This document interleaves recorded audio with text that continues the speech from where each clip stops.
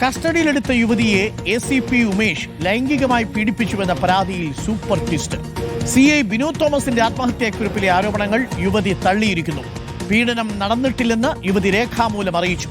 ബിനു തോമസിന്റെ ആത്മഹത്യാക്കുറിപ്പിലെ പരാമർശങ്ങളെ തുടർന്ന് ഉമേഷിനെ സസ്പെൻഡ് ചെയ്തിരുന്നു.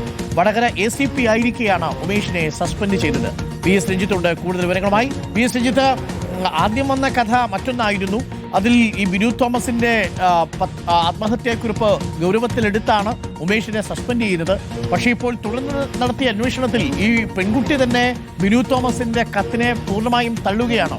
എന്താണ് ഈ പുതിയ മാറ്റത്തിന്റെ കാരണം?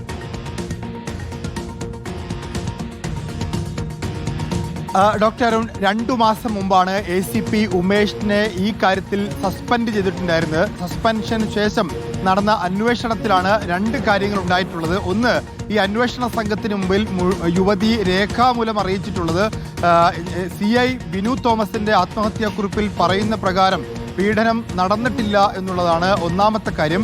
2, ആ യുവതിക്ക് ഇതുമായി ബന്ധപ്പെട്ട് ഒരു പരാതി ഇല്ല എന്നുള്ളതുമാണ്.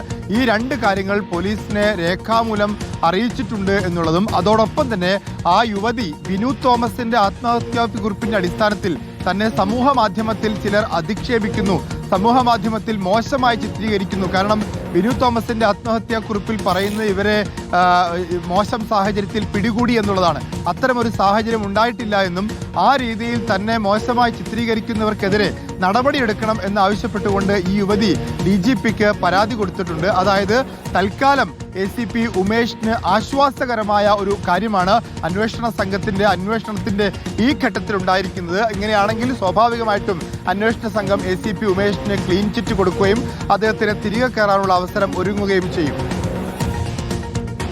Thank you. VS രഞ്ജിത്താണ് വിവരങ്ങൾ നൽകിയത്. Thank you VS Ranjith. അപ്പോൾ തെറ്റിദ്ധരിപ്പിക്കപ്പെട്ടു എന്നുള്ളതാണ് ഇപ്പോൾ മനസ്സിലാക്കുന്നത്. അതിൽ ACP ഉമേഷെ സംബന്ധിച്ച് ഇനിയിപ്പോൾ നടപടിക്രമങ്ങളിൽ നിന്ന് പുറത്തു വരാൻ പറ്റും. വീണ്ടും സർവീസിലേക്ക് തിരികെ പ്രവേശിക്കാം.